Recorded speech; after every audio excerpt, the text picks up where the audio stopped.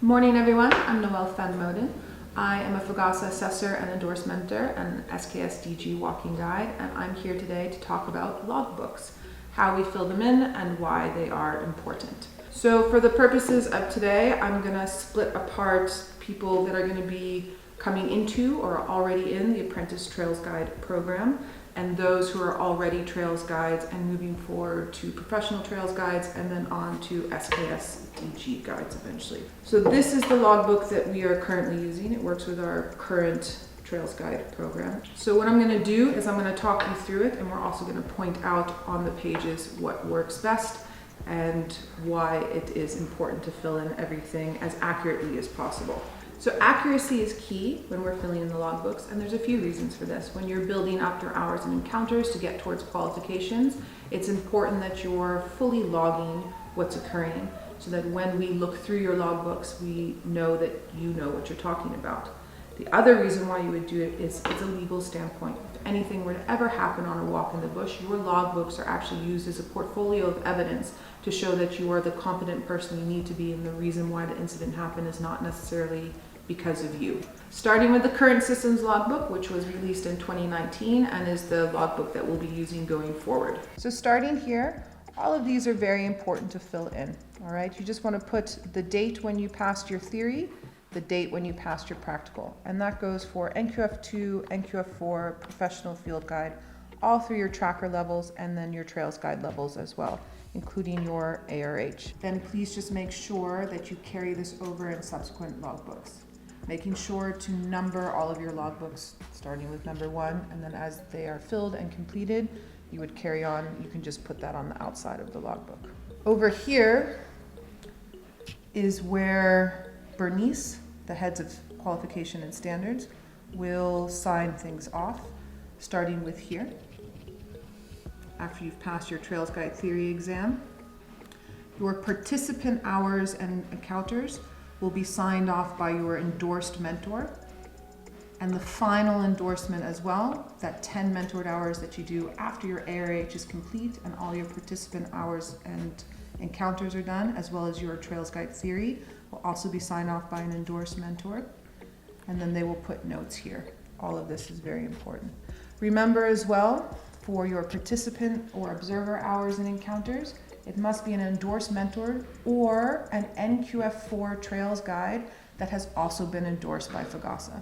We then start talking about your second rifle and first rifle hours that need to be 50-50 each and 20 encounters each as well. So total of 40, 20. You have to have all seven of the DG categories. So when you've completed your 50 hours and 20 encounters as a second rifle, then your mentor, endorsed mentors only, will put a name and a signature and a date here. When you finish your first rifle, 50 hours and 20 encounters, your endorsed mentor will also then sign off here. Now remember, you don't have to go second rifle all your hours, then first rifle all your hours. These core hours can be swapped around, and that's up to your mentor to decide how that's done. Then we get to the 50 hours and 10 encounters with you as the first rifle, your mentor as the second rifle, and that's done in the workplace with GES.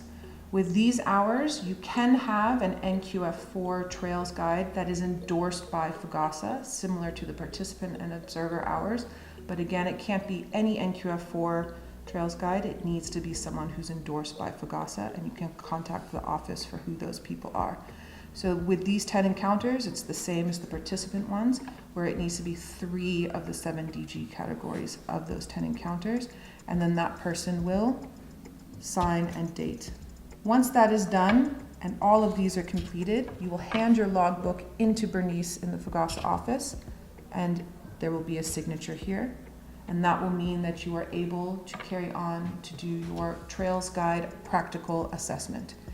If you are an NQF4 and you are now ready for your Trails Guide practical assessment, you also have to have a minimum of a tracker level 1, so that's track and sign and trailing. Both of them make a tracker level, and you can do that through Cyber Tracker or Tracker Academy. With NQF2, we highly recommend that you start this process for the tracker qualification as soon as possible. When you're moving on towards professional trails guides, You obviously have to have all of your apprentice trails guide qualification finished, including your practical. You then, as a trails guide, need to work through 600 hours and 300 encounters. Those 300 encounters have to have a minimum of 10 encounters from each of the 7 DG categories. With the 600 hours, 500 of those hours must be in the workplace. So you physically working as a trails guide with clients.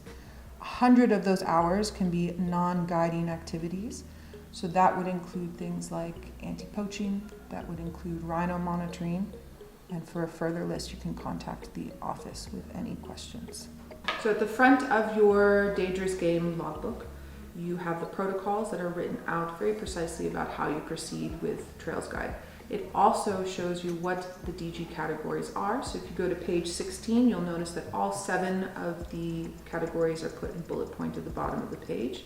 You have elephant bull, elephant breeding herd, buffalo bull, buffalo breeding herd, lion and leopard are together, and you have black and white rhino together, and then hippo out of water.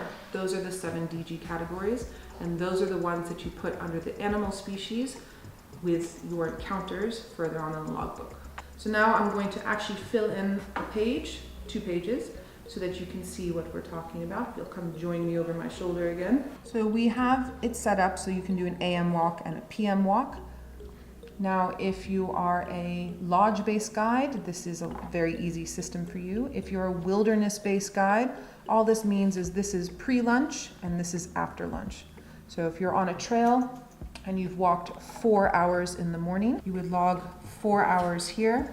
And then after your rest break under a nice tree along a dry riverbed, you would write your PM hours here. Let's call that another 4. Okay. Make sure to put the date. This is very important. So today is the 15th of August, 2023, and 15th of August, 2023. Okay. You would write the area that you are currently guiding in or being a participant in. And it's very important, please don't just put the name of your lodge, put the area that you're physically in. So under here, we're gonna put Louis Private Nature Reserve as an example. If you are the participant yourself, you would write your name here.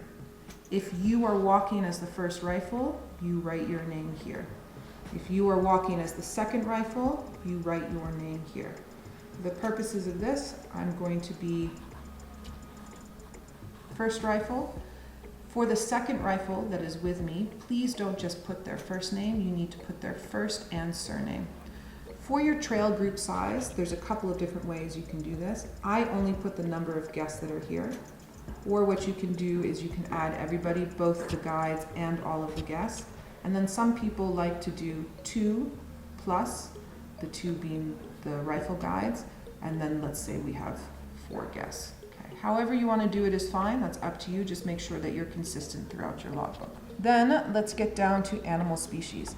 These animal species are for DG encounters only. Anything else that would be a sighting, and we'll get into the difference between sightings and encounters just now, go over here into your notes. Any general game or birds that you see that are of interest, again, would go into your general notes. So let's say on this walk, we had 3 encounters. We had an elephant bull encounter, right? And we had an elephant breeding herd encounter, and let's put a black rhino in there. It's very important with the rhino, you need to say black or white, can't just put rhino, okay? For the bulls, let's say we saw 2 bulls, and for the group structure, put bulls here. For the breeding herd, sometimes we don't see the full herd, but you can get a general idea of the number. You would put plus minus 10, or whatever the general size would be. And then here you can put breeding herd, or you can make the little symbols for male and female. Obviously the breeding herd is mostly females. The distance is very important. So let's say we were on our walk and we encountered 2 bulls. We saw them at 100 meters, which would be a sighting. And then we made an approach to get a better visual that was closer to making an encounter. We would put 100, slash, and let's say we got to within 50 meters. Okay. With the elephant breeding herd, let's say we saw them at 60 meters. So with our black rhino, let's say we saw a cow and calf. So we would put 2 here, and then here you would write cow and calf. And let's say we saw them at 40 meters. These were our encounters for the morning. So over here is where we write the notes. You can do it a couple of different ways. You can either just put a 1 as it correlates with the elephant bulls, or you can write elephant bulls. I'm going to do both.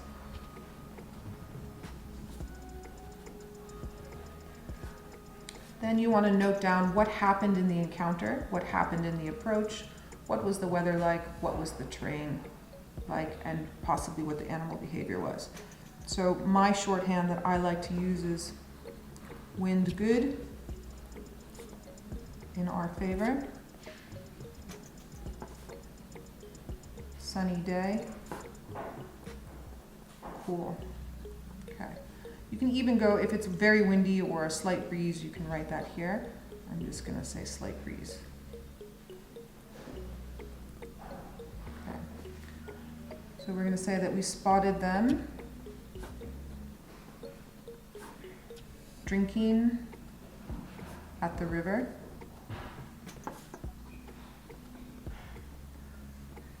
From 100 meters as we came over a small copy. Okay. Watched them, took a look at best possible approach.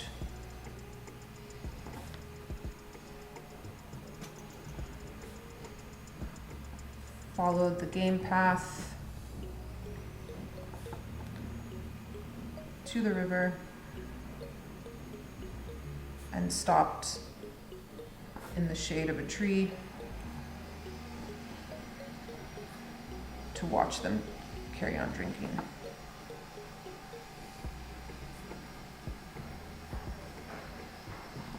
Now here, we're still in the encounter, so as we're leaving, let's say for this particular encounter, they stopped drinking and they carried on walking away, and then that's the end of the encounter.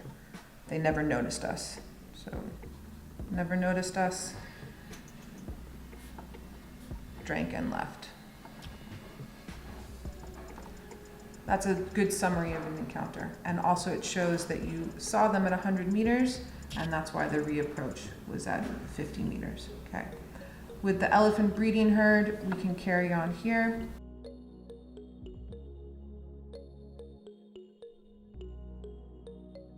Now you'll notice here that I have very large handwriting, but I've written quite a lot already. So when we start with our third encounter now, I'm actually going to move on to the opposite page. So all you would do here, and then you would write number 3. Okay. Black rhino, cow and calf.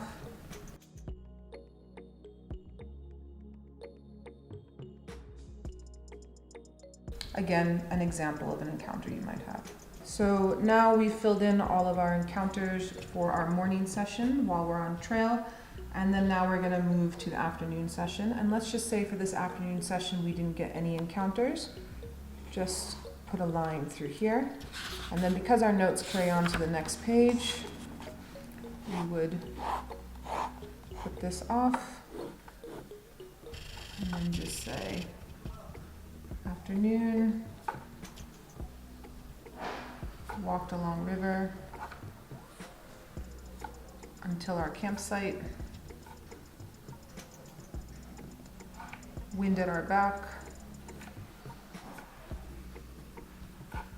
no encounters,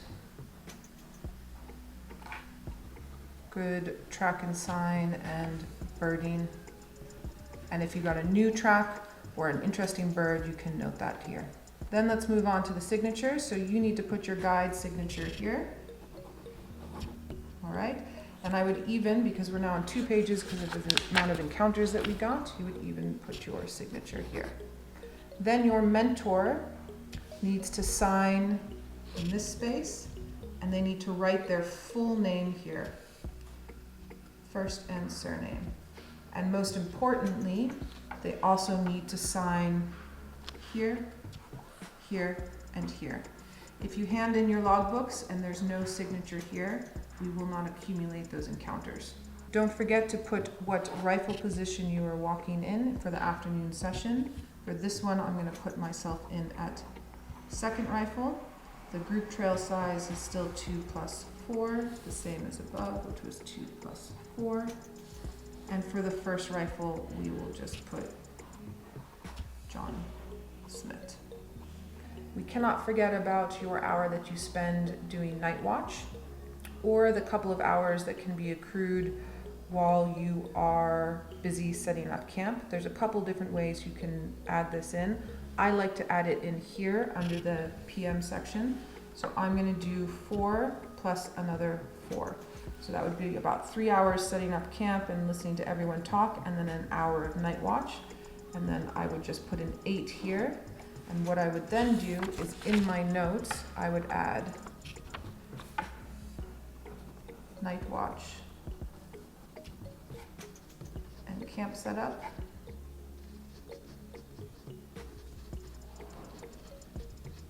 No visitors. And possibly also put a note if I had anything interesting that happened during the night watch. Then it's also really important on any walk that you do or any trail that you put in lessons learned. So for here, lessons learned would be, let's do the trailing for the black rhino. So my lessons learned is remember to look at whole picture while trailing. And the PLAN for campsite setup. So on our wilderness trail, it's a mentored wilderness trail because we're still in the Apprentice Trails Guide program. We've put who are the first and second rifles. But you'll notice here, John Smith, it is not the mentor. So what we like to do is we will put the mentor here, and let's assume we were on trail with low felt trails. So we would write mentor, and let's use Wayne Braca. Okay, and the same would go here, mentor.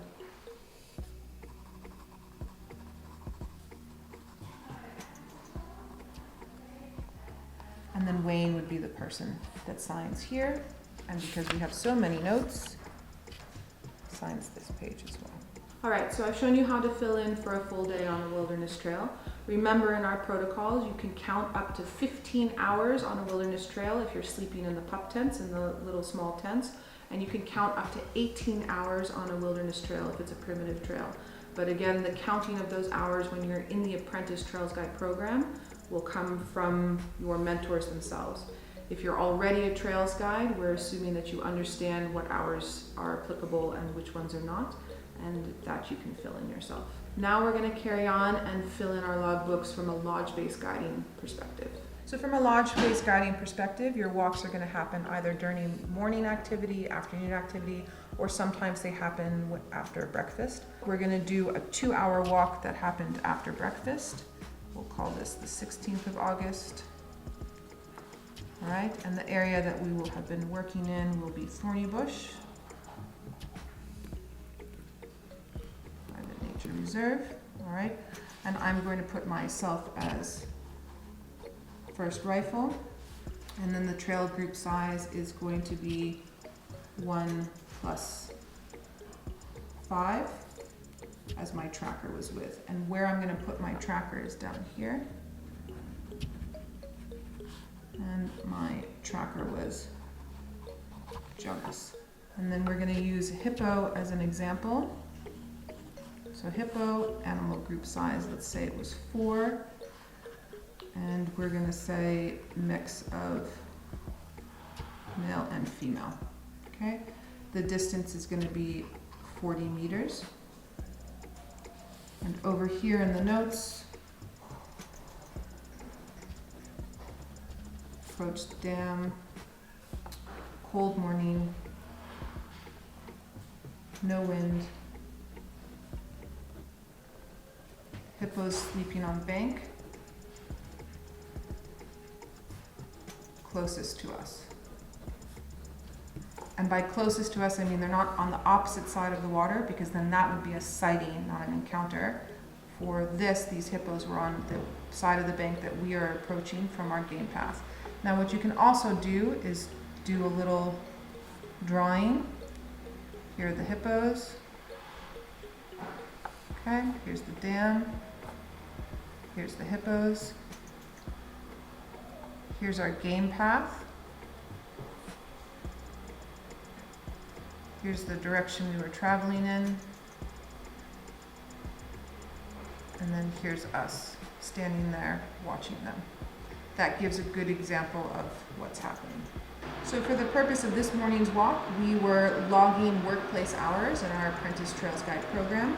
So I'm going to put my mentor as my second rifle, because that is how we log them. My mentor was Masiru BC. Sorry, Masi, if I spell your surname wrong. All right. And then he would be in the second rifle. Then in the afternoon session, let's say we did another 2 hours, but this we did coming off of the vehicle. A lot of it would stay the same. So you're still going to put the date and see how the date is still the same day. If it's going to be a new day, it would go on a different page. We're still on Thorny Bush. All right, I'm still staying as first rifle. My mentor is the second rifle. All right, and then we've got the 2 plus the 5. And then we didn't get any encounters on this walk. So no encounters. Drove out. Then you would put your lessons learned here, and please make sure that your mentor is also putting lessons that you need to learn on there. So as the guide, I would put picked good area for hippo in winter. Remember feeding habits.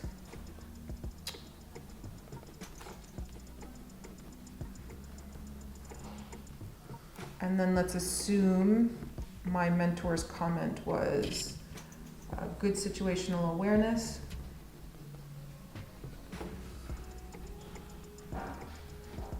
And work on track and sign. I would sign here, and my mentor would sign and write their name there. Then we must accumulate these hours. So here I was first rifle in the work area. So we've got the 4 hours that would be here, and then we're assuming that the other walk that we were on with our wilderness trail was also with a mentor, so that would be 8 and 4 is 12. The way that we are filling in this current logbook is that you are already carrying your rifle as a first rifle or a second rifle, so your participant hours would already be filled in here. So let's say you did 60 hours of participant to get those 10 encounters, and you haven't done any participant hours since then. You would just keep carrying over your 60 to each individual page. Right, this is how you fill in your logbook if you are already a trails guide and you're busy accumulating hours and encounters towards your professional trails guide and eventually your SKSDG. Many of you work in lodge scenarios where you are the only person that walks. You do not have to have a first and second rifle all the time. Most lodges don't have the capacity for it. So in this scenario, I'm a lodge-based guide. I'm going to do a walk with my guests in the morning, and I don't have a second rifle. So it's going to be just me. And then here I'm going to have my 4 guests. Okay. The date's going to be the 17th of August, 2023. And we will have walked for 3 hours for the full morning activity.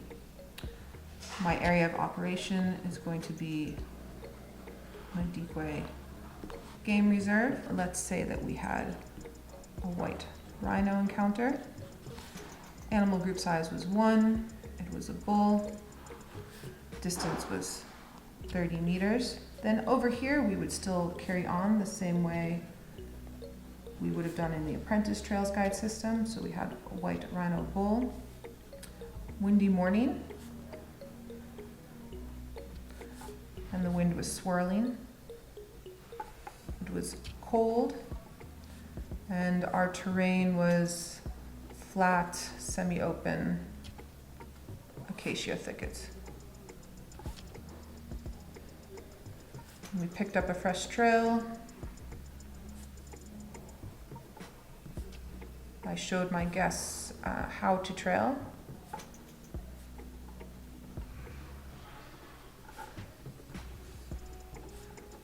Along the trail, we had giraffe and zebra.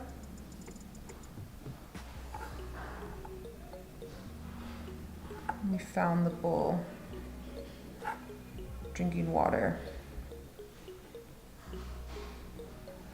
at a pan on northern side of reserve.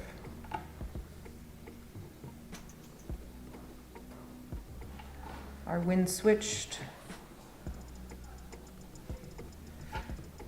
He smelled us and ran off. Now here I would still put my signature, but now because I'm a trails guide, there's a few different options for here. This is obviously not going to be a mentor signature because a mentor is not with you, and you don't necessarily at this point in your career need to have a mentor with you at any given time. So this is going to be either a guest, your tracker, or your head guide that would sign here. It'll be the same person that would sign here. So again, it would be your tracker, a guest, or a head guide that would sign over here as well. You must make sure that this is signed or the encounter will not be accumulated. Logbooks are ready to be handed in would be that you have accumulated enough hours encounters in the current logbook or in conjunction with previous logbooks, and your qualification has been obtained. And then you would submit that to the office, and Bernice will go through them and then hand them back to you once she has signed them off. Now, one of the most important things that you have to do for each logbook is to do your accumulation of encounters as well as your accumulation of hours, and we're going to walk you through that now. Within the current system logbooks that has the cocky outside color and the hippo in the corner, there are 2 pages that are very important. These are the summary of your encounters. Now, there are 2 pages like this because the first page is applicable for those that are in the Apprentice Trails Guide program. This is when you're still in the program, this is where you fill in your accumulation of encounters. For those that are already Trails Guides and using the new logbooks, you fill in the page that has Trails Guide Professional or SKS DG with your accumulation of encounters. The same goes for the hours. So if you turn the page over, the top box is for those that are in the Apprentice Trails Guide program to accumulate hours on foot from previous logbooks and current logbooks. And the bottom square is for those that are already Trails Guides. The easiest way to fill in the encounters is to make little ticks. So let's assume in this logbook that we had 9 elephant bull encounters. There we have the ticks, and then you can fill in the 9. That way you can keep up to date with your logbook as you go along. So each day that you fill it in, then you would just come and make a tick, and then it's easier at the end to do the total. And with breeding herds, let's say we had 10, and then we would fill it in here. Okay, buffalo bull, we can say 2. So that's all from this logbook.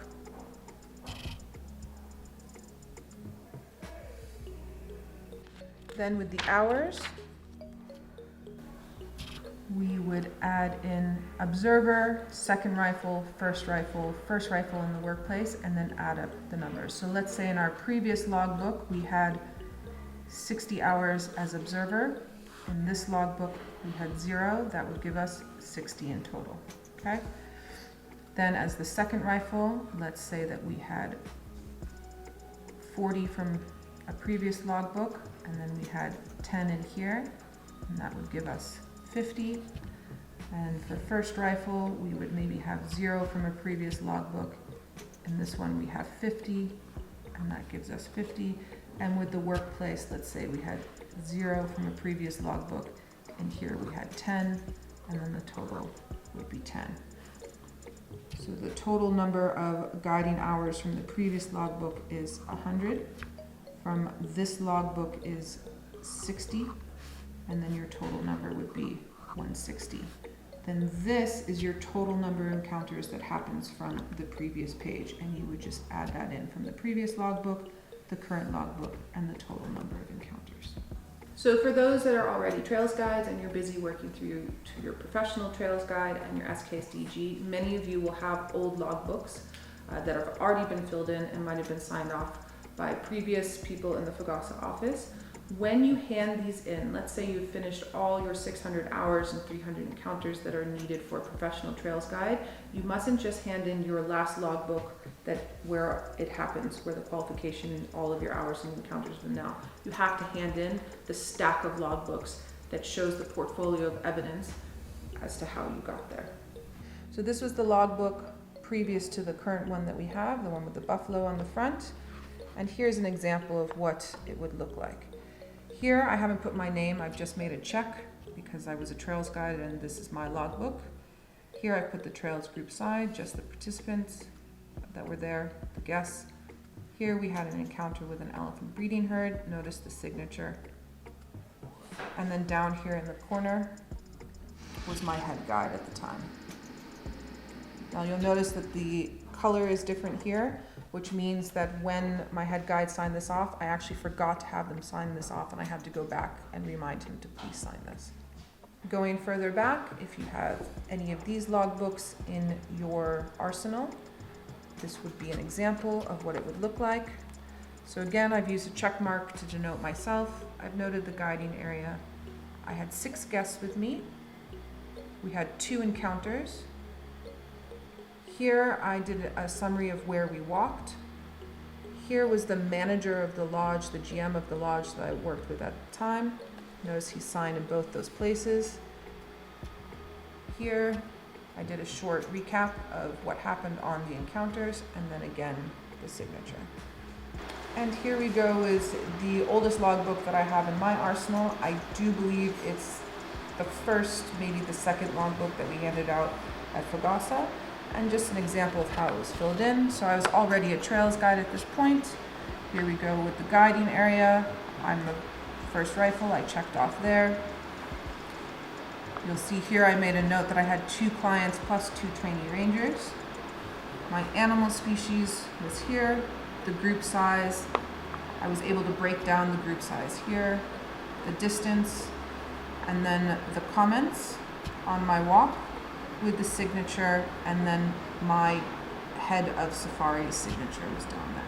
Let's go through some common mistakes or points of confusion on the logbooks. One of the main ones that we're finding since the implementation of the current Trails Guide system, which started in 2019, is who can sign off and who cannot sign off. So just a reminder for everyone, all of your hours, participant, the core hours, and the workplace hours need to be done with an endorsed mentor. The workplace and the participant hours can also be done with an NQF4 Trails Guide who is endorsed by the FGASA office. And again, you can look at the website for the endorsed mentors, and you can email Bernice to find out who the NQF4 Trails Guides are that are endorsed to sign you off for workplace hours or participant hours. So one of the reasons why this leads to a bit of confusion is a lot of guides that are currently working at lodges or in wilderness camps are working with other guides who are Trails Guides and walking with them, but those Trails Guides are not allowed to sign them off. Those hours still count and those encounters still count. They just don't count for your apprentice Trails Guide program. What they do count for is once you're done with the program and you've passed your Trails Guide lead assessment, those count towards your professional Trails Guides later on. So what we recommend is that you have 2 logbooks in this case. One logbook for you in the Apprentice Trails Guide program that has only the endorsed hours and encounters with the endorsed mentors and the endorsed Trails Guide and QF4. The other one is for all the walks that you're doing and the encounters that you're having with other guides that you're working with that are already trails guides. This makes it easier for us to go through and see what the accumulation is. It also makes it easier for you that when you're filling in the top sections where you're accumulating participant hours or second rifle or first rifle in the workplace, that you're only accumulating the hours that count towards your apprentice trails guide program and that will get you towards your trails guide practical. Another common mistake that we see when the logbooks come in is signatures missing here next to your encounters, and sometimes also the signature from your mentor here. If there's no mentor signature and or there's no signature by the encounter, then those hours and encounters will not be accumulated by the office. You will have to get those signatures done and re-hand in your logbook for them to be accumulated. Another common mistake that we're finding with logbooks being handed in for those in the Apprentice Trails Guide program is that these sections have not been properly signed off by the mentor who finished off those hours and encounters with you. Those need to be signed off and dated by those particular mentors to get the sign off from the office. Another common mistake that we find is a logbook that's been submitted and the encounters have not had any notes, or there's no notes whatsoever from the walks you've been doing. Please make sure that you're putting notes in there, and please make sure that your mentor is writing feedback if you're still in the Apprentice Trails Guide program on every single walk that you do with them. There needs to be some points from your mentor in there as well. Here's an example of logbooks that we get, no notes, no signatures from the mentor on either the bottom side of the page or by the encounters. These will not accumulate if the logbook is handed in like this. Here's an example of how it should look like when it's handed in to the office for those hours and encounters to be accumulated and signed off properly. Another common mistake that happens with the logbooks is not filling in a record of your ARHs or any of the shooting practice that you've done. Some reserves require you to do a monthly shooting activity and some reserves don't. It's really important that you keep at least a log of your ARHs, if not more, inside of your logbook. It goes back to a portfolio of evidence in case you ever have an incident. All right, you can find the area to fill in from your ARH and practice shooting at the front of your logbook. It's pretty self-explanatory.